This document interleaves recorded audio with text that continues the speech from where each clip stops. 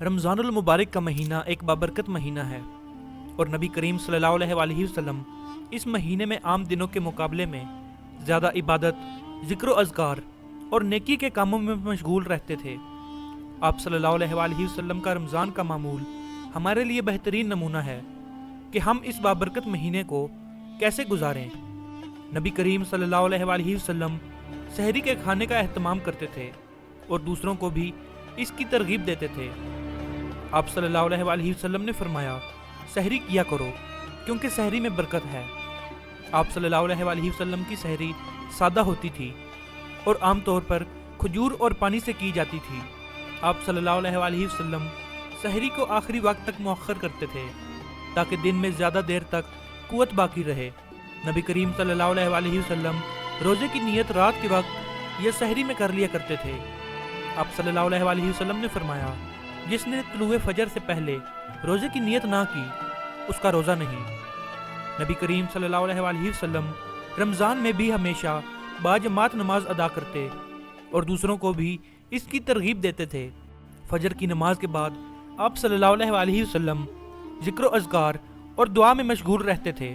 نبی کریم صلی اللہ علیہ وسلم رمضان میں تہجد اور قیام اللیل کی عبادت کو زیادہ اہمیت دیتے تھے۔ آپ صلی اللہ علیہ وسلم نے فرمایا، جس نے رمضان میں ایمان اور ثواب کی نیت سے قیام کیا اس کے پچھلے تمام گناہ معاف کر دیے جاتے ہیں۔ آپ صلی اللہ علیہ وسلم تراویح کی نماز گھر میں ادا کرتے، لیکن بعض مرتبہ صحابہ کو مسجد میں نماز پڑھاتے تاکہ امت کو اس کی فضیلت معلوم ہو۔ رمضان قرآن کا مہینہ ہے کیونکہ اسی مہینے میں قرآن نازل ہوا۔ نبی کریم صلی اللہ علیہ وسلم رمضان میں حضرت جبرائیل علیہ السلام کے ساتھ قرآن کا دور کرتے تھے۔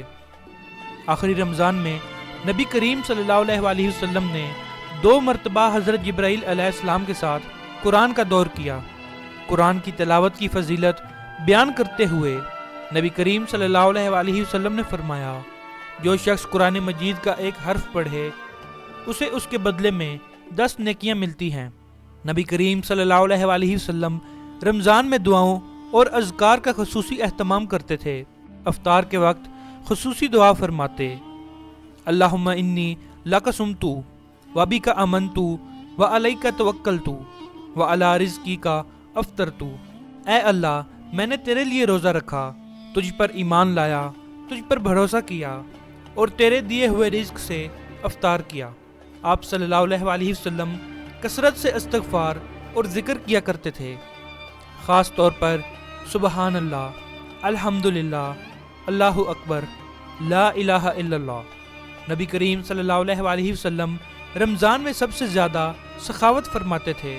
حضرت عبداللہ بن عباس رضی اللہ تعالی عنہ فرماتے ہیں، نبی کریم صلی اللہ علیہ وسلم سب سے زیادہ سخی تھے اور رمضان میں تو آپ کی سخاوت تیز ہوا سے بھی بڑھ جاتی تھی۔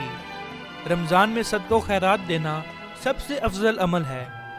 آپ صلی اللہ علیہ وسلم غریبوں، مسکینوں اور محتاجوں کی مدد زیادہ کیا کرتے تھے۔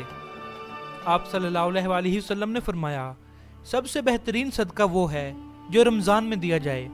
نبی کریم صلی اللہ علیہ وسلم افطار میں جلدی فرماتے اور کھجور یا پانی سے روزہ افطار کیا کرتے تھے۔ آپ صلی اللہ علیہ وسلم نے فرمایا، لوگ ہمیشہ بھلائی میں رہیں گے جب تک افطار میں جلدی کریں گے۔ افطار کے وقت دعا قبول ہوتی ہے، اس لیے نبی کریم صلی اللہ علیہ وسلم افطار کے وقت زیادہ دعا کیا کرتے تھے۔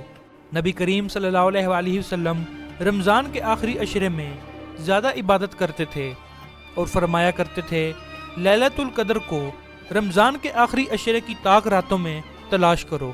جب آخری عشرہ آتا تو آپ صلی اللہ علیہ وسلم اپنی عبادت میں مزید اضافہ کر دیتے تھے۔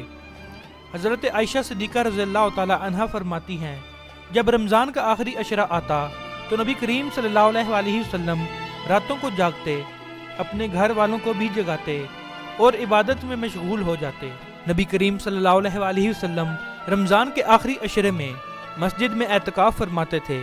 اعتکاف کے دوران آپ صلی اللہ علیہ وسلم مکمل طور پر عبادت میں مشغول رہتے تھے، دنیاوی معاملات سے کنارہ کشی اختیار کرتے تھے اور دعا و ذکر میں وقت گزارتے تھے۔ حضرت عائشہ صدیقہ رضی اللہ تعالیٰ عنہا فرماتی ہیں نبی کریم صلی اللہ علیہ وآلہ وسلم رمضان کے آخری عشرے میں اعتکاف کرتے تھے، یہاں تک کہ اللہ تعالیٰ نے آپ کو وفات دی۔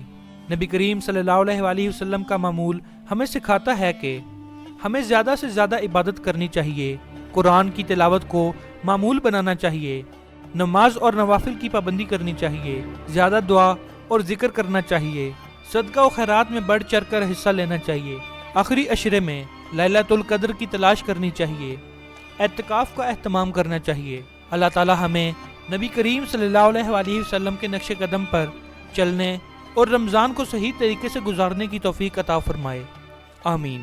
اگر آپ اس چینل پر نئے ہیں تو اسے لازمی سبسکرائب کر لیں تاکہ مزید ایسی معلوماتی ویڈیوز جلد از جلد آپ تک پہنچ سکیں۔ بہت شکریہ۔